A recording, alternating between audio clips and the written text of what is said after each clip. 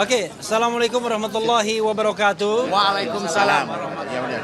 Kawan-kawan semua yang setia membersamai kami, terima kasih atas kehadirannya, dan kita tadi sudah menyelesaikan pembacaan permohonan dari pra peradilan atas nama Mas Roy, ya. Roy Suryo Noto Diprojo, tapi depannya KRMT. Dan ini terkait khusus pasal 32 ayat 1 Undang-Undang ITE, Undang-Undang nomor 11 tahun 2008. Karena undang-undang ini secara zalim itu menersangkakan Mas Roy dengan ancaman hukuman 8 tahun penjara. Padahal kami menengarai tidak ada bukti permulaan yang cukup yang bisa digunakan untuk menggunakan undang-undang ini sebagai dasar penersangkaan Mas Roy. Nah, untuk memberikan kehormatan kepada teman-teman yang lain yang tadi tidak sempat membaca, opening ini saya akan berikan kepada Mbak Soraya. Silakan, Soraya. Silakan. Ya. Assalamualaikum warahmatullahi wabarakatuh. Waalaikumsalam. Alhamdulillah, pagi ini kita semua sudah melaksanakan satu proses peradilan, dan harapan kita pra-peradilan ini semuanya berjalan dengan lancar, lugas dan cepat. Itu harapan kita semua. Dan semoga apa yang dipersangkakan oleh pemohon hari ini dan nanti pada putusannya dibebaskan, dimohonkan untuk dibebaskan kepada majelis hakim. Itu harapan kita semua. Jadi untuk itu, untuk lebih lanjut, kami mempersilakan kepada rekan saya yang lain, Saudara Gofur, untuk menjelaskan. Nah, nanti dulu. Ada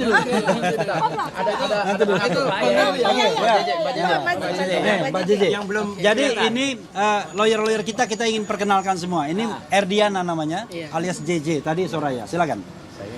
Iya. Asal izin saya biar ada mic-nya disampaikan. Oh iya. Ya, terima kasih semua rekan-rekan media. Untuk hari ini memang kita membacakan mengenai permohonan pra-peradilan.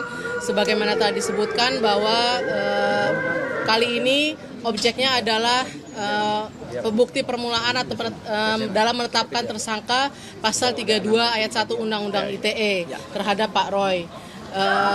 Sekali lagi mungkin kami berharap agar pra-peradilan kali ini memiliki jalan yang lurus juga dan berakhir baik seperti yang diharapkan, karena permohonan pra-peradilan ini kita ajukan sudah melalui pemikiran dan pertimbangan yang solid, sehingga kami harapkan putusannya adalah baik dan benar. Terima kasih. Oke, iya, berikutnya ini walaupun sedikit nggak apa-apa. Ini Pak Yasena, lawyer kita juga, dari singkatan dari Yaya Satya Negara. Bismillahirrahmanirrahim. Assalamualaikum warahmatullahi wabarakatuh. Terkait dengan pasal 32 ayat 1, tadi sudah dibacakan panjang lebar ya. Di situ kaitan dengan masalah ijazah digital. Ya, digital. Nah, yang dipersangkakan ke beliau ini digital.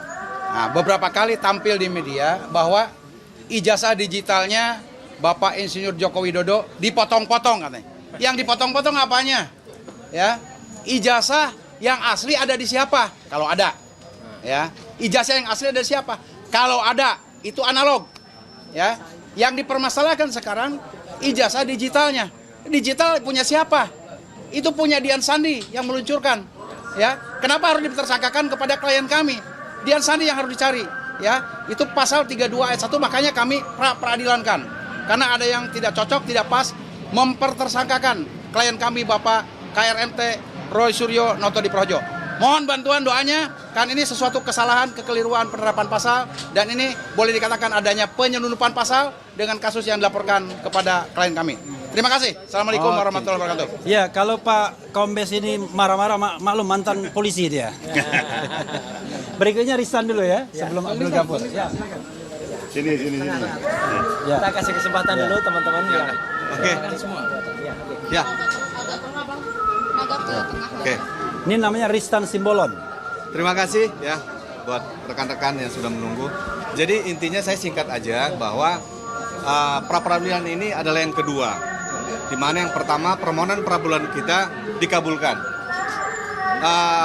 Keinginan kita, harapan kita dalam pra-peradilan yang kedua ini biar dapat berjalan lancar ya dalam melaksanakan segala apa yang kita lakukan. Semoga harapan kami yang pada pra-peradilan kedua ini tetap dapat dikabulkan seperti yang pertama. Itu aja harapan kami. Begitu. Terima kasih, Bang. Oke, sebelum Mas Roy, kita Mbak Betty mau ngomong. Mas Roy. Enggak, nanti sebelum Mas Roy. Enggak, Mas Roy nanti terakhir ya. Ya, oke lah. Mas Gafur dulu ya. Assalamualaikum warahmatullahi wabarakatuh, rekan-rekan media. Ini di hadapan saya adalah surat permohonan pra-peradilan yang kedua. Jadi seperti yang tadi ditegaskan oleh Bang Ristan, ini permohonan pra-peradilan kami yang kedua dan yang kami uji adalah pokok perkara.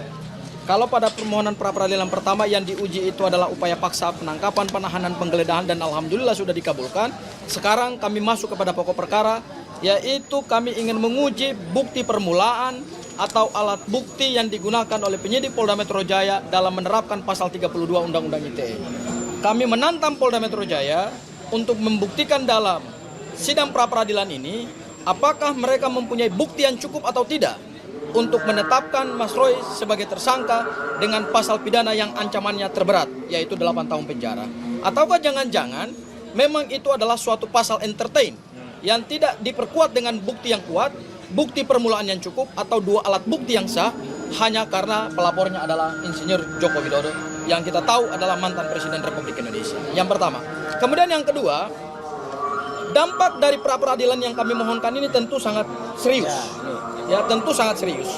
Karena tadi dalam petitum yang dibacakan oleh Bang Refli Harun, ada jaksa penuntut umum selaku turut termohon, maka berdasarkan pasal 163 ayat 1 huruf E KUHP yang baru terhadap permohonan pra-peradilan yang sedang dilangsungkan, maka pokok perkara tidak bisa diperiksa sampai kemudian keluar putusan pra-peradilan. Dan kalau permohonan pra-peradilan, yaitu kami minta supaya hakim pra-peradilan membatalkan pasal 32 Undang-Undang ITE karena tidak diperkuat dengan bukti permulaan yang cukup, bukti yang kuat, dua alat bukti minimal dalam KUHP, maka dampak seriusnya adalah jaksa penuntut umum harus mengeluarkan pasal 32 dalam surat dakwaan. Ya. Barangkali itu Bang Refli yang bisa saya sampaikan. Nanti elaborasi lebih lanjut dari Bang Refli. Terima kasih. Kita sampai pada saat yang berbahagia. Dengan selamat sentosa mengantarkan Mas Roy untuk berbicara. Assalamualaikum warahmatullahi wabarakatuh. Waalaikumsalam. Ya, rekan-rekan sekalian, tadi sudah kita dengar secara detail, secara teknis apa yang sudah disampaikan oleh para kuasa hukum saya di dalam permohonan pra-peradilan kedua. Jadi ini sebenarnya kenapa kalau teman-teman tanya kenapa hanya singkat atau hanya satu? Meskipun singkat, ini terdiri dari 24 halaman tadi yang kita baca, ya. Yang kemarin lebih dari 30 halaman. Dan singkat tapi ini sangat bermakna. Karena ini kalau kata Mas Gafur tadi, ini disetujui atau ini dikabulkan, maka itu akan berpengaruh kepada didakwakannya pasal 32 ayat 1 kepada saya. Karena alasannya tadi jelas, Pak Yasena tadi juga sudah mengatakan apa yang nanti akan diuji itu tidak berkesesuaian antara barang fisik, barang analog, dan barang digital. Jadi harapan kami ya teman-teman semua, kalau tadi ada yang pagi-pagi ada yang bertanya, apa yang mau kita harapkan dengan ini ya, kita berharap agar ini bisa mematahkan nanti pada pokok perkara ya, meskipun kita meskipun kita nanti akan masuk ke sana ya. Nah, ada hal lain yang penting untuk saya sampaikan karena banyak sekali pertanyaan ke saya. Pada saat yang sama ya, ketika kami melakukan permohonan pra-peradilan ini ya, ada kawan-kawan lain yang sedang melakukan audiensi ya. Alhamdulillah kalau itu audiensi, karena tadinya mau melakukan aksi di depan Komisi Yudisial. Yang melakukan audiensi, saya terus terang dalam hati kecil, saya juga mengatakan terima kasih kalau rekan-rekan masih mau berjuang untuk saya dan Dr. Tifa. Tetapi di antara teman-teman itu dalam tim advokasi anti kriminalisasi dan akademisi, ada yang sudah juga sebenarnya memohonkan atau mundur dari saya, sudah mengirim surat permunduran ke saya. Tapi masih ada di situ juga. Jadi menurut saya, tolong teman-teman di TAKA juga terima kasih atas masih mau membela saya. Tapi tolong tegas, kalau masih mau bela, katakanlah bela. Kalau mau mundur, katakanlah mundur. Ya, karena sudah ada surat mundur ke saya, tapi orangnya masih ada di dalam itu. Ya, termasuk juga Pak Jenderal Sunarko yang ada juga dalam audiensi. Terima kasih Pak Narko. Cuman tolong lain kali ya, saya juga karena beberapa jam yang lalu saya juga kirim agenda resmi kita di sini. Jadi sebaiknya kalau kita dikoordinasikan dengan baik ya, itu mereka mungkin akan bisa dikoordinasikan mungkin setelah Jumatan. Lah kalau setelah Jumatan kan saya juga bisa ada di sana gitu loh. Jadi tidak berbarengan. Tapi oke lah, apapun saya menghargai niat baik itu, tetapi tolong semuanya lebih terukur, lebih terarah agar tidak ada yang nanti akan mempertanyakan, Mas kok bisa ada di sana, ada di sini. Semuanya tujuannya baik. Tapi tujuan baik itu tolong disampaikan dengan hal yang strategis. Tapi sekali lagi, agenda resmi kita di sini adalah soal pengajuan pra peradilan dan tentu saja harapannya ini akan baik untuk kita semuanya. Jadi kalau baik untuk kita semuanya, tidak ada lagi yang terpisah-pisah. Ini kasusnya sebenarnya kaos lama, tapi nggak apa-apa. Kaos lama itu masih tetap aktual karena kalau kemudian ada yang ke sana, ada yang ke sini, itu bagaikan apa? Bagaikan tuyul-tuyul dulu. Nah, ini dulu ada tuyul yang beda nasib. Ada yang ke pra peradilan, ada yang ditinggal. Nah, jadi supaya jangan sampai ada yang merasa tertinggal, ayo kita bersama-sama. Musuh kita ada di luar sana. Musuh kita adalah ijazah palsunya Jokowi, ya. Bukan kemudian musuh kita ada di dalam ini. Jadi kalau ada di dalam, nanti ada di dalam. Musuh kita yang bergambar ini. Nah, itu ya. Sekian, terima kasih. Wassalamualaikum warahmatullahi wabarakatuh. Terakhir, ya ini ada calon ahli kita, ya, Mas Didit, Dr. Didit Wijayanto Wijaya. Silakan. Oke, terima kasih semua ya. Supaya nggak bingung ini nanti yang akan diterangkan atau diperjuangkan oleh Mas Roy di sini adalah kalau Mas Roy ya ini bukan dibilang benar salahnya. Udah bukan itu. Jadi kalau sekarang Mas Roy dituduh mencuri misalnya, jadi harus ada saksi. Jadi si termohon ini, penyidik ini mestinya punya saksi-saksi. Itu harus ada dulu. Harus ada yang melihat Mas Roy manjat pagar, lompat, kemudian temboknya dilewatin, kemudian kembali lagi bawa laptop, bawa sepeda, bawa apa. Nah, sekarang ini kita bertanya, mana itu? Karena apa? Karena saya dapat info dari PH, dari tim kuasa hukum, advokat, mereka itu sudah melihat laporan polisi yang dibuat Pak Jokowi. Jadi di sana harusnya ada saksi yang melihat Mas Roy itu merubah-rubah, mencuri dulu dong dokumennya Pak Jokowi. Dia mencuri dulu, kemudian dia robah-robah, ditransmisikan lagi. Dan Pak Jokowi harus tidak punya lagi dokumen tersebut. Karena sudah rusak. Sudah hilang, sudah rusak. Dirusak sama Mas Roy. Apakah itu caranya dengan offline mencuri atau dia dengan menghacking? Ya, itu harus ada saksi-saksi yang melihat. Nah, bagaimana kita mensomir tadi diminta itu untuk si penyidik punya nggak bukti-bukti itu? Nah, jadi kalau dilihat dokumen Dian Sandi saja masih baik-baik saja, tidak diapa-apain. Kalau dibilang potong-potong-potong, apanya yang dipotong-potong? Kemudian dokumen aslinya Pak Jokowi juga katanya masih ini. Saya waktu itu hadir waktu gelar perkara.